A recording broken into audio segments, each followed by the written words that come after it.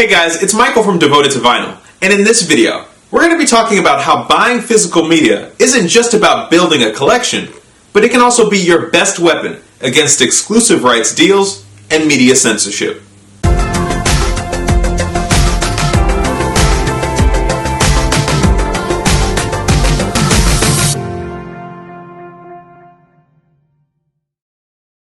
Digital media. It's great, isn't it? We are living in a utopia, a digital media utopia. Millions of songs are available at your disposal via multiple streaming services. The ability to be able to listen at home via your computer or on the train when you're on the go is really second to none. And it gets better. This digital greatness that we're living in, it extends to other realms of entertainment as well, like television and movies. I mean, who doesn't love the ability to be able to purchase and watch a movie in just a few seconds? In fact, if I'm being honest, who actually purchases movies these days? I mean, just jump onto Hulu or Netflix and you can stream a bottomless pit of your favorite television shows and movies. And in fact, it'll cost less to be able to purchase a subscription to one of these streaming services for the month than it would cost to buy one movie. These days, it's so easy and convenient to consume media. In fact, it's perfect. It's a utopia. We are living in a digital media utopia, people. What could go wrong?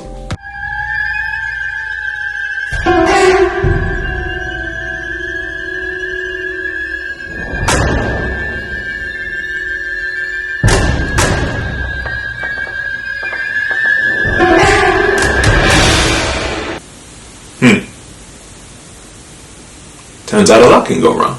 Now this video isn't to bash digital content. Despite the title of this video, I actually love digital media. I stream music, movies, and television like most people do. But I also buy music, movies, and television. And I've actually been purchasing more physical media over the past few months than I have in the past few years. And a big part of that is due to the changing landscape of how we as a society are consuming content these days. We've largely moved away from physical media and are becoming more reliant on digital content. And while that comes with amazing advantages, there are more than a few downsides that you may or may not be aware of. And so in this video, I'm going to give you my top 3 reasons why I think owning physical media is really important, especially in the digital age. Alright, so here's number 1. Number 1. Okay, so here's number 1. You don't necessarily own the digital content that you buy, even when you think you do.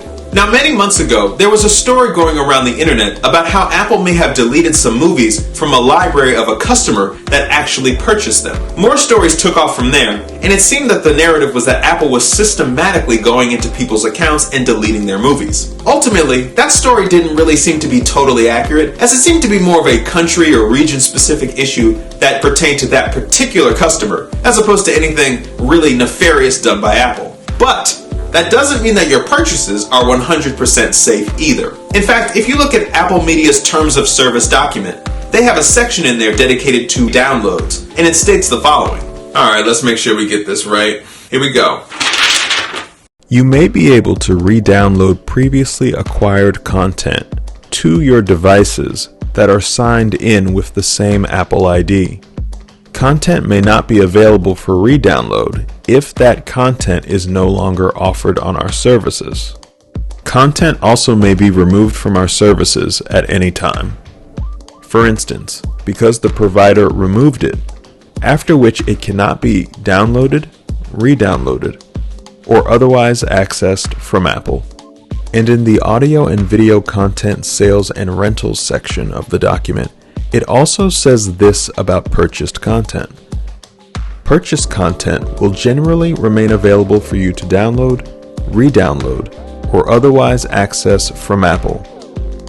Though it is unlikely, subsequent to your purchase, content may be removed from the services, for instance, because the provider removed it, and become unavailable for further download or access from Apple. To ensure your ability to continue enjoying content, we encourage you to download all purchased content to a device in your possession and to back it up.